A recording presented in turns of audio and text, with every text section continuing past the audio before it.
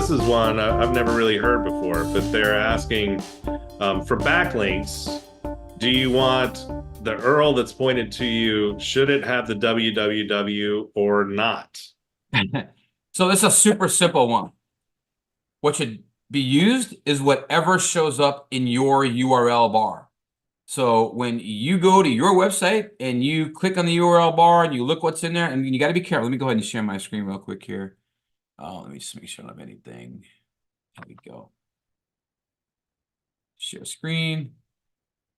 All right. So if I type in, our website, cseo.com, Google does not show the HTTP or the HTTPS or the www. So if I click on here, though, right, now you can see the actual URL. My URL does not use www. So you want your links to not use www. Also, you want to make sure that if someone does put in the www, that it forwards to the proper URL. You don't want both the www and the non-www sites showing up. There's got to be one version of the site showing up. Whichever version you're using, that's the version that your links should be gotten from, or that you want them to use. That being said, you've got no control over how people link to you, right? Somebody could just, mine doesn't have www, somebody could easily just type in www because they always write www when they're putting links in, okay? You got no control over that. So just make sure that the forwarding is correct so that if somebody does type it, let's see if I can do it. Hopefully we didn't mess this up yet. www dot, hit enter. We'll give it a sec. We should see a flash on the screen.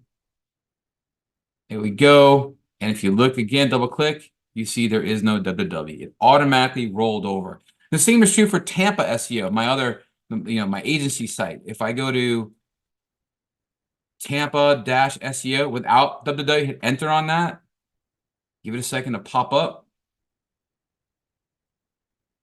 And when I go here again, notice it does have the www, because that's how I particularly have this site with the www.